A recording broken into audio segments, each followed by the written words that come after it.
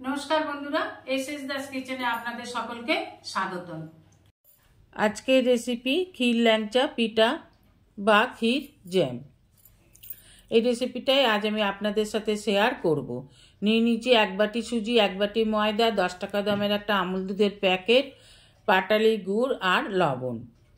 একটা গোটা নারকেল কুড়ে নিয়েছি। নিয়ে নিলাম সুজি, নিয়ে নিলাম ময়দা। 1 বাটি করে পরিমাপটা ঠিক রাখবেন। 1 বাটি ময়দা, 1 বাটি সুজি। নিয়ে নিলাম 1 প্যাকেট গুঁড়ো দুধ। আমি এখানে 1 প্যাকেট 10 টাকা দামের গুঁড়ো দুধের প্যাকেট নিয়েছি, আপনারা ইচ্ছা করলে 2 চামচ দুধও নিতে পারেন। নিয়ে নিলাম 1 টিস্পুন লবণ আর পাটালি গুড়টাকে গ্রেট করে নেব। আর নিয়ে নেব বড় চামচের 1 চামচ ঘি।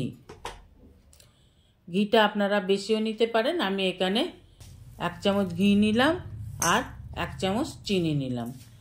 ঘিয়ের বদলে আপনারা সাদা তেলও ইউজ করতে পারেন। এবার সমস্ত উপকরণগুলোকে খুব ভালোভাবে মেখে নিতে হবে। মেখে নিয়ে হাতটা এরই মধ্যে অল্প জল দিয়ে ধুয়ে নেবেন। ওভেনে কড়া বসিয়ে কড়া গরম হয়ে গেলে মিশ্রণটা দিয়ে দেবেন। যদি গুড় আর চিনি মেল্ট হতে একটু সময় লাগে তাহলে একটু জলের ছিটা দিয়ে দেবেন, তাহলেই দেখবেন হালকা হয়ে গেছে। এবার নেড়ে নেড়ে এটাকে যতটা পারবেন শুকনো করে নিতে হবে। যখন কড়া ছেড়ে দেবে পুরো গুটিয়ে আসবে, বোঝা যাবে মিশ্রণটা রেডি হয়ে গেছে, পুরটা পুরো রেডি হয়ে গেছে। দেখুন পুরো কড়া ছেড়ে এসছে। এই রকম অবস্থায় মণ্ডটা বানিয়ে নিয়ে নামিয়ে নিতে হবে। নামিয়ে নিয়ে এইভাবে একটু ঠান্ডা হয়ে গেলে এবার হাতে করে ডলে একটু মেখে নেবেন। ডলে ডলে একটু মেখে নিতে হবে। এবার এই ডোটা থেকে ছোট ছোট লুচির মতন লেচি কেটে হাতে করে গোল পাকিয়ে একটু লম্বা করে দুপাশটা একটু চেপে দিন এইভাবে। আর একটা দেখিয়ে দিচ্ছি, লুচির মতন লেচি কেটে হাতে করে গোলা পাকিয়ে একটু লম্বা করে নিন আর দুপাশটা একটু হাতে করে চেপে দিন। এইভাবে বানিয়ে নিন। এইভাবে ল্যাংচা তৈরি করে নিন। এইভাবেই আমি সব ল্যাংচাগুলো বানিয়ে নিলাম। আমি যে পরিমাণ নিয়েছিলাম তাতে আমার 25টা ল্যাংচা হয়েছে। এবার ওভেনে কড়া বসিয়ে দিয়ে সাদা তেল গরম করে এবার ল্যাংচাগুলোকে দিয়ে দিন। দিয়ে একটু নেড়ে চেড়ে একদিক হয়ে গেলে আরেক দিক উল্টে একটু হালকাভাবে নেড়ে চেড়ে করে সোনালি কালার হয়ে গেলে একটু নামিয়ে নিন। ব্রাউন কালার করেও ডিপ ব্রাউন করেও নামাতে পারেন, কিন্তু আমি একটু হালকা সোনালি কালার করেই নামালাম। যেগুলো হয়ে গেছে বেছে বেছে সেগুলো তুলে নিন। ব্যাস, এইবার গরম গরম পরিবেশন করুন। এই ল্যাংচা খেতে কিচ্ছু লাগবে না, শুধুই খেতে পারবেন। না গুড়, না চিনি, না রসের কোনো জিনিস, একদম শুধুই খেয়ে নিন।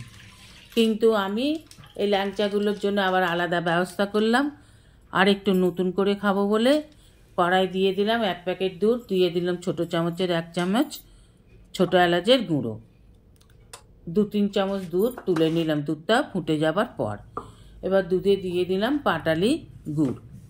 গুড়টা যতক্ষণে মেল্ট হবে ততক্ষণ আমি আর 1 প্যাকেট গুঁড়ো দুধ, আমুল দুধই, এটা দুধের সাথে মিশিয়ে নেব দুধটাকে একটু ঘন করবার জন্য। দুধটা দিয়ে হাতে করে নেড়ে নিয়ে একটু ভালো করে দিয়ে দিলাম, যেন ডালা না থাকে, এইভাবে করে দিয়ে দিলাম। এবার দুধটা নেড়ে দিয়ে দুধটা ফুটে উঠলে এবার বানিয়ে রাখা ভেজে রাখা ল্যাংচাগুলোকে দিয়ে দেব। ল্যাংচাগুলোকে দিয়ে ভালোভাবে নেড়ে চেড়ে গ্যাসটাকে অফ করে দেবো। ল্যাংচাগুলো দিয়ে দুধটাকে ফোটাবেন না। দুধটা ফুটন্ত অবস্থায় ল্যাংচাগুলো দিয়েছেন, এবার গ্যাসটা অফ করে দিয়ে ঢাকা দিয়ে দিন। স্ট্যান্ডিং সময় রাখুন, অন্তত 3-4 ঘন্টা এইভাবে ঢাকা দিয়ে রেখে দেবেন। তাহলে ল্যাংচাগুলো পুরো দুধটা টেনে নিয়ে বড় বড় হয়ে ফুলে উঠবে, ভেতর অবধি দুধটা যাবে, নরম তুলতুলে খেতে হবে। এইভাবে ক্ষীর ল্যাংচা এইভাবে বানিয়ে খেতে পারেন, আবার ক্ষীর জ্যাম ভাজা খেতে পারেন। 5-6 ঘন্টা পর নামিয়ে সুন্দর করে সাজিয়ে পরিবেশন করুন।